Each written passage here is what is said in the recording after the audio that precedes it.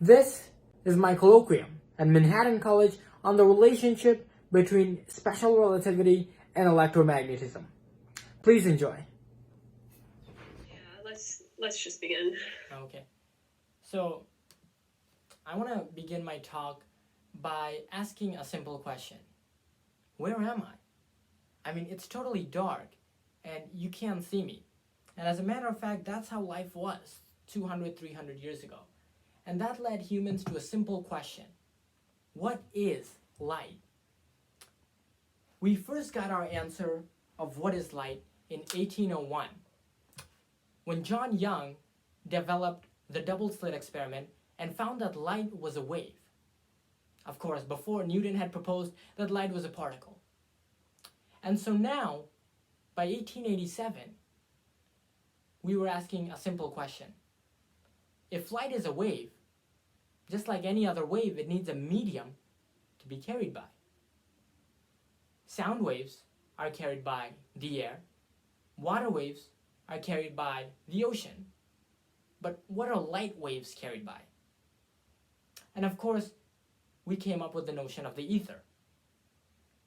Now, to test the theory of the ether, in 1887, Albert Michelson and Edward Morley developed their experiment, the Michelson-Morley experiment.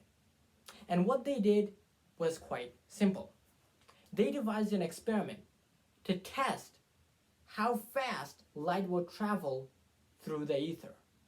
In other words, they wanted to find out the velocity that the Earth was traveling through the ether.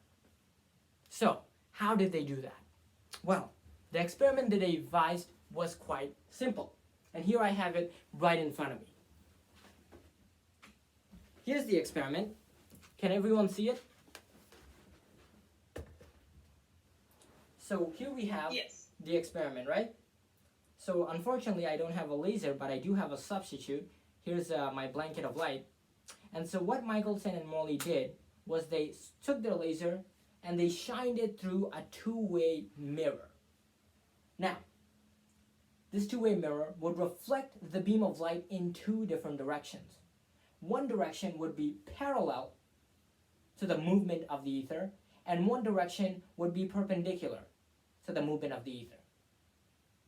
And using an interferometer, they devised this experiment to find out how fast light would travel in the direction parallel and perpendicular to the ether. Now, here's what happened. And this is the famous story that you all know the ending to. The experiment was perfect, and the hypothesis was fine, that light would travel slower in the direction against the ether. But the results of the experiment was null. Albert Michelson and Edward Morley found that light was traveling the same speed in both directions, both parallel and perpendicular to the ether. And so they ended up with a disturbing conclusion. Light was constant for all inertial reference frames. But why was that conclusion so troubling? What made it so disturbing to Michelson and Morley? Well, to answer that question, let me share my screen. Does everyone see my Google Slides?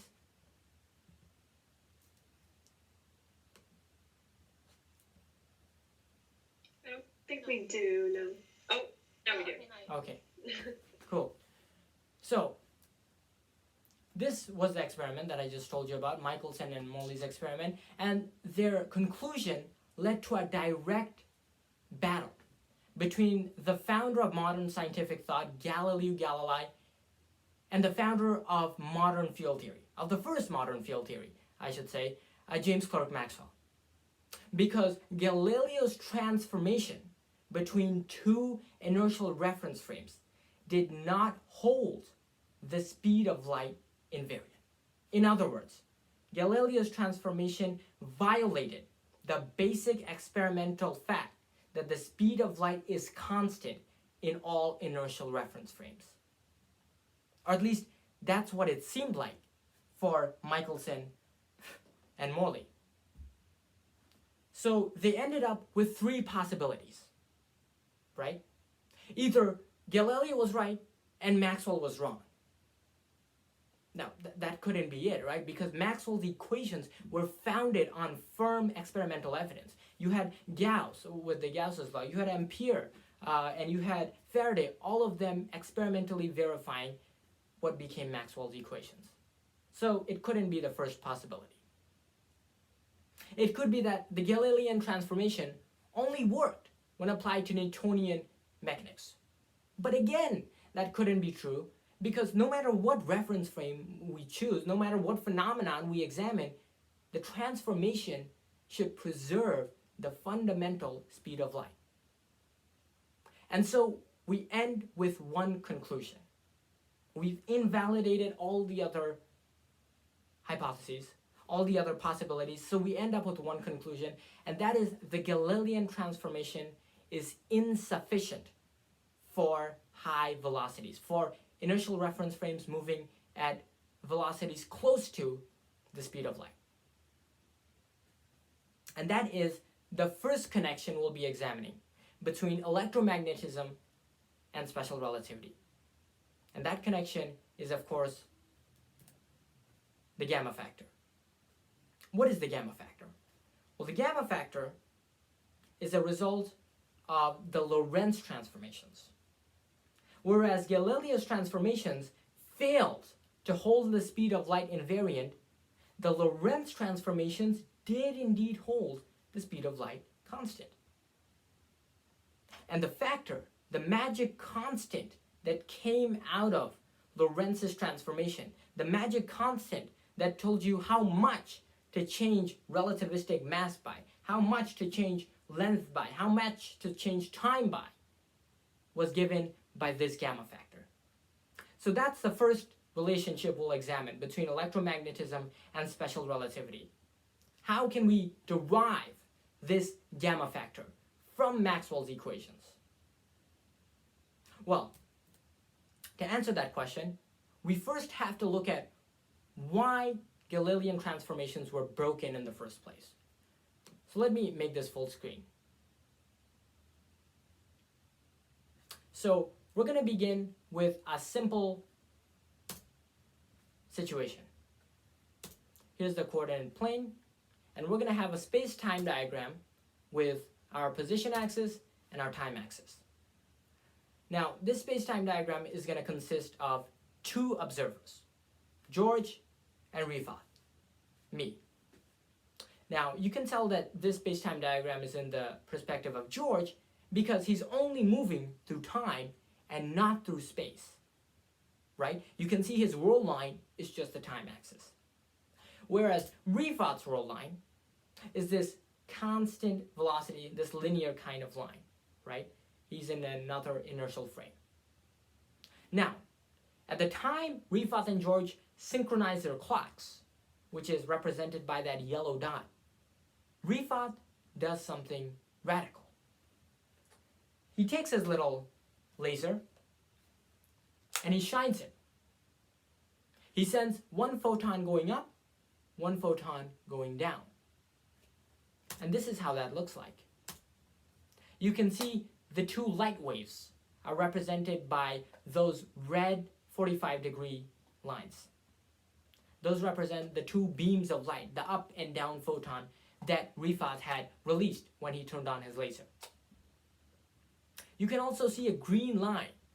And what that green line tells you is that George is equidistant from the up and down photon at any time. Hold on to that thought because that's going to be important. The equidistance between George and the up and down photon is ultimately what's going to break the Galilean transformations.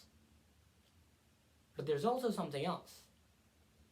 If we implement the Galilean transformations and rotate Rifat's position axis so that it becomes just a straight horizontal line, you'll see something broken, something crazy that violates experimental evidence. And what is that crazy fact?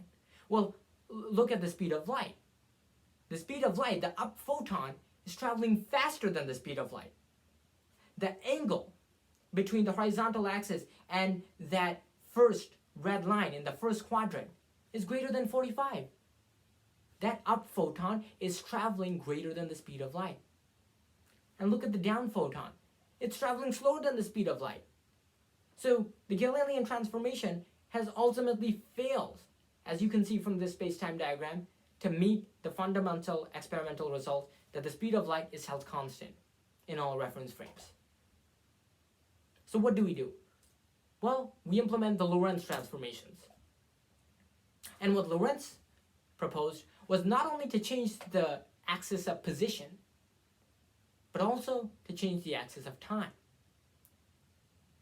He didn't know it at the time, and he didn't interpret his results correctly, but he had just proposed that not all inertial reference frames measure time in the same way. In other words, there was no universal clock of the universe as Newton had proposed 300, 400 years ago. And so you end up with this transformation, the Lorentz transformation, that preserves the speed of light and preserves Maxwell's second-degree partial differential wave equation. And so this was the magic set of transformations. This was it. This is the key to special relativity. And where did it come from? Electromagnetism. This was the transformation that held Maxwell's equations invariant, that held the speed of light invariant, that held the wave equation invariant. And if you follow the link that I put to my paper, you can read how we can actually prove that the second-degree partial differential wave equation is held invariant under the Lorentz transformations. Now, the Lorentz transformations and the Galilean transformations can be thought of as functions. I mean, they are matrices, right? So, and matrices are functions, so you can visualize them as a kind of machine. If you plug in the wave equation into the Galilean transformations, what you'll end up with is garbage. It fails to preserve the wave equation, whereas the Lorentz transformations takes the wave equations and preserves them, while still giving you a transformation that can change, successfully change between two inertial frames of reference.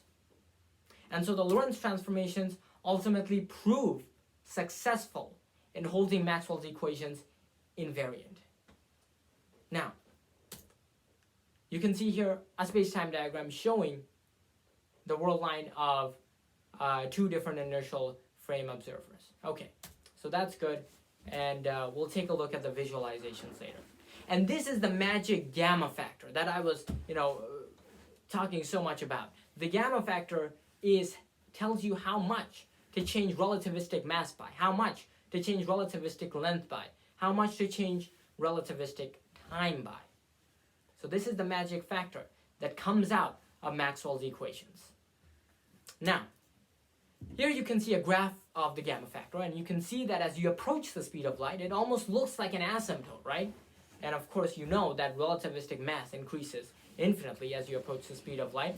But what this graph shows is that as you approach the speed of light, the effects, the relativistic effects of time dilation, of length contraction, become almost infinitely great.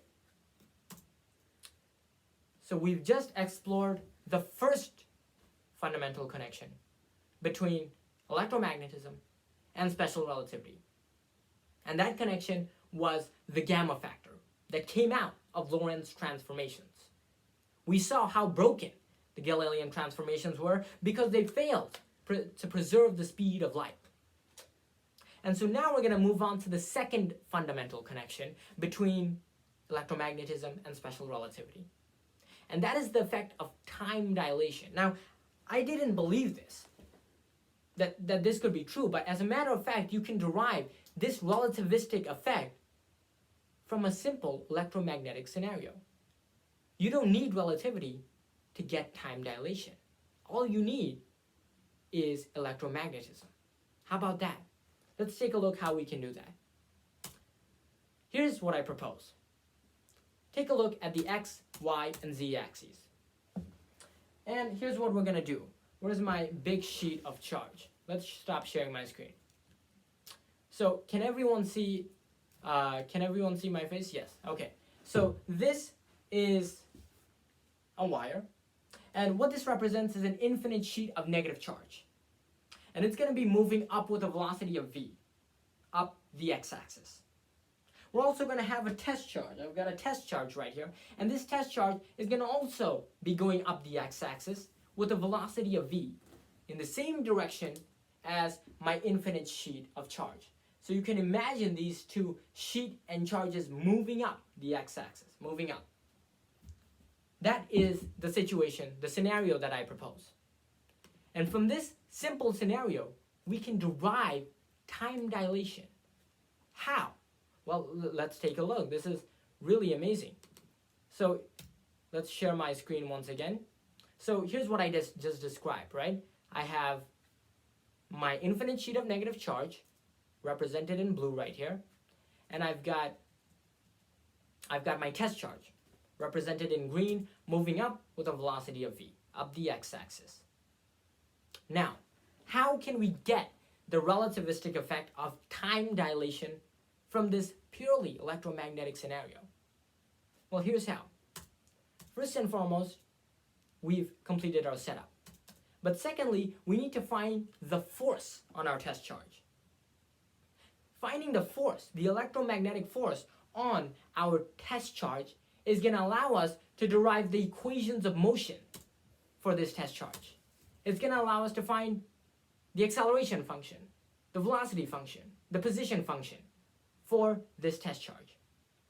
And why is that useful? Well, then we can establish two observers. Two observers, one stationary, just observing the test charge, but another observer that's moving with respect to the test charge with uniform velocity.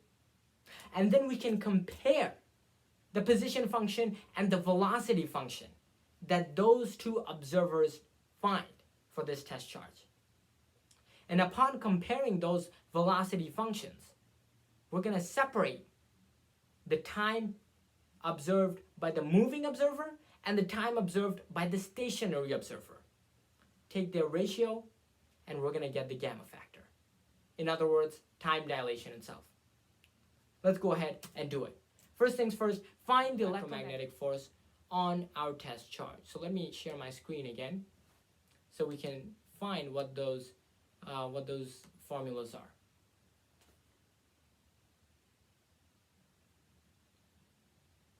Okay, let's wait for it to load up.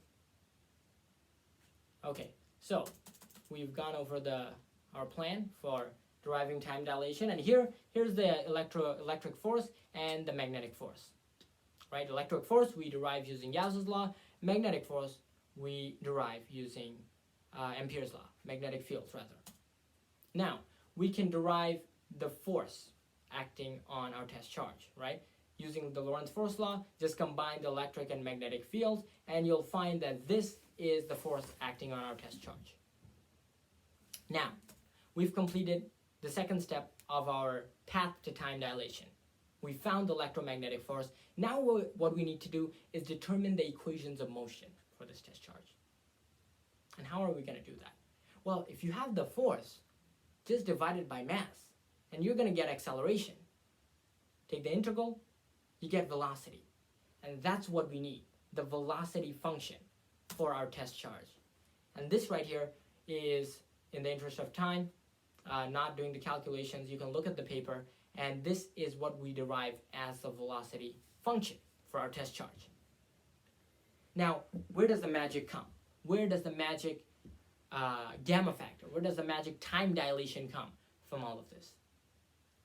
Well, compare this velocity function for the moving observer and the stationary observer. And as a matter of fact, let me ask the audience at this point, because this is where it really gets interesting. Let's poll the audience. What is the velocity function for the moving observer? If this is the velocity function in general for the test charge, what will the moving observer declare the velocity of the test charge to be? Anyone have any ideas? Well, that's the disadvantage of Google Meets. Okay, well, let's go ahead and let me go ahead and tell you. The moving observer is moving with respect to the test charge, right? He's moving with respect to the test charge. So what he sees is that the test charge has a velocity, Sarah, the velocity of the person moving minus the velocity of the charge. Exactly. And the person is moving with the same velocity as the test charge, right? So he's going to think the test charge is at rest. And so come back to our equation, and what do you see? Well, if the moving observer thinks the test charge is at rest, this v term, the velocity term, goes to 0. So the term in the parentheses goes to unity. It becomes 1. And so what you're left with are the following equations for the moving observer and the stationary observer. Let's see if I can get them up here. So the moving observer finds, as Sarah said, the velocity of the test charge will be QE t prime over the mass of the test charge. Whereas the stationary observer finds a smaller velocity. So think about that. The moving observer finds that our test charge has a higher velocity than the stationary observer.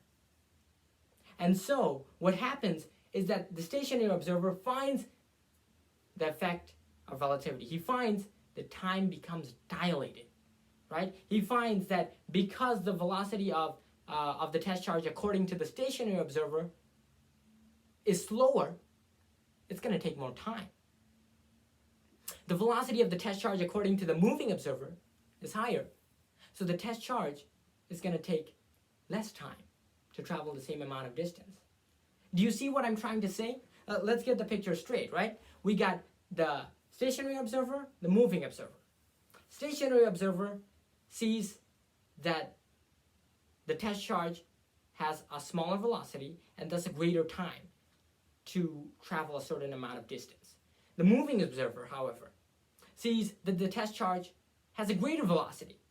Because he's moving, he thinks that the test charge is at rest. So by our equation, he'll find that the velocity of the test charge is higher. And so if the velocity of the test charge is higher, the amount of time elapsed for it to cross the same number of distance is going to be lower. And therein lies the effect of time dilation. By finding the ratio of the time seen by the moving observer and the stationary observer, we derive the Lorentz gamma factor. And of course, from there, you can find time dilation. From there, it becomes easy. So I think that was, part of the magic of doing this research paper was finding this amazing relativistic effect from the simplest electromagnetic scenario. I mean, can it get any simpler? All you have is an infinite sheet of negative charge and a test charge on top of that. So from a simple electromagnetic scenario, we just derived one of relativity's most famous effects, time dilation. Now, I want to end with the final relationship between electromagnetism and special relativity. And that's the relationship of the displacement current. Now, the displacement current has, of course, historical significance because it was the term that Maxwell appended to Ampere's law to fix Ampere's law when applied to parallel plate capacitors, right? The Ampere's law fails when you apply it to a capacitor, and of course, that's in standard electromagnetism. But what I tried to do in my paper, and what my goal was to derive the displacement current, not empirically, not by the law of conservation of charge, not by applying the Ampere's law to parallel plate capacitors, but by using the simplest of electromagnetic theorems. And that is, of course, the Biosavart Law. So this is what I consider. I just took, where's my test charge? Okay, well, my test charge left me. Oh, here he is. So I just considered the test charge, and I considered the equations of motion of this test charge, once again, according to a moving observer and a stationary observer. Why did I compare the equations of motion for this test charge according to a moving and a stationary observer? Well, remember that the displacement current, Maxwell himself stated that it was electrostatically equivalent to regular current. So at the end of the day, what I was really trying to find is partial E, partial T, a changing electric field, right? That was the term, that was the displacement term I was trying to find. And so you break it up with some partial derivatives, you see right here. And what do we do after that? Well, we find the relativistic electromagnetic equations. And using that final equation you see right there, the final equation for the relativistic magnetic field, that positive gamma V over C squared cross the electric field, that's going to be the key to deriving the displacement current simply from the Biosavart law. And so you do some plugging in, you do some algebra. In the interest of time, you can read it from my paper. But what you end up with is Ampere's law itself. And right there, in that parentheses, you can see the displacement current. The permittivity of free space times partial E, partial T. And so now I want to end up with one of the computational visualizations that I developed to help visualize this, the Biosavart law and the displacement current that arises from the Biosavart law. So let me go ahead and click on this. Let's see if it arrives. Please let me know if you can't see the simulation, because that would be unfortunate. So let's see if this actually loads. Okay, so here we've got something we're all familiar with, right? A current carrying wire. It's situated on one of the axes. I don't know, X, Y, Z, I always mix them up. It's situated on one of the axes, and you have a current carrying wire. And you want to find the magnetic field at some point. Well, what do? You use the Biosavart law, right? The very law that we just used to derive the displacement current. The very law that establishes the third and final fundamental link between special relativity and electromagnetism. So if you actually go ahead and click somewhere, let me first rotate here, click somewhere, it's going to give you the magnetic field at that point. You can see that red arrow represents magnitude and direction of the magnetic fields. And of course you can verify all of this using the right-hand rule, the Biosavart law, all of that good stuff. And go ahead a bit farther, and you'll find that the magnetic field decreases by a certain rate. Come over to the graph, and you'll see that rate is actually the inverse square magnitude of the magnetic field. Okay, and so this is a great visualization that can actually help you understand Biosavart's law, number one, and understand how the displacement current can be derived from Biosavart law. And that right there is it. That's all there is to it, folks. Those are the three fundamental connections between electricity and magnetism. Just to review, what are those three fundamental connections? We went over the gamma factor. We discussed why the gamma factor is so important. It helps us understand the shift, the amount we have to shift between two inertial reference frames. We discussed the effect of time dilation, how we can derive a purely relativistic effect from a purely electromagnetic scenario. And the final connection between electricity and magnetism, which we discussed, was that of the displacement current. How do we derive the displacement current? Not empirically, not from parallel plate capacitors, but from Biosavart's law. And we saw a visualization that I developed in my paper to help us understand the connection between Biosavart law and the displacement current. And that's it, folks. That's all I wanted to talk about today. I'm going to post a link to my paper and the website in the chat. But other than that, if we have any questions, yeah, please go ahead. That's it. Questions, comments, or anything else? Yeah.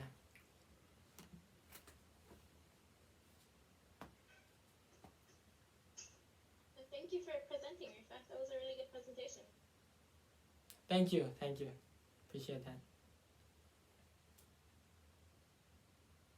So, if anyone has any questions or comments, or otherwise, I'll end up with these were the two candlesticks that I used to discuss Michelson and Morley and the Galilean transformations. and this was the, you know, my laser replacer. I didn't have my laser light today, so this was what I used to demonstrate Michelson and Morley's experiment. But yeah, that's pretty much it. Okay, so if there's anything else, let me actually put the link to the paper in the chat. Let's see if I can get the link right now.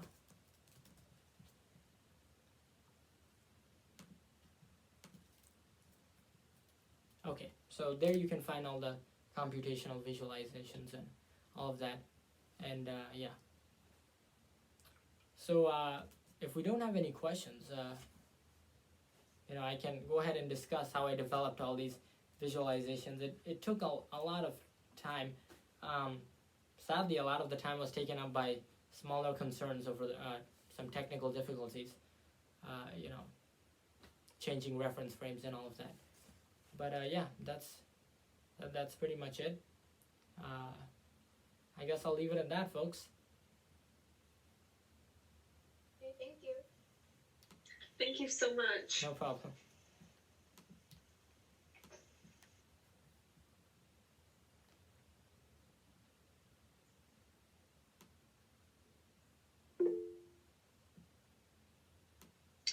Okay, I think if no one else has questions, then we can end here. Okay. Bye, everyone. Thank you again, Rita. No problem. Thank you. Bye. Thank you so much. Thank you.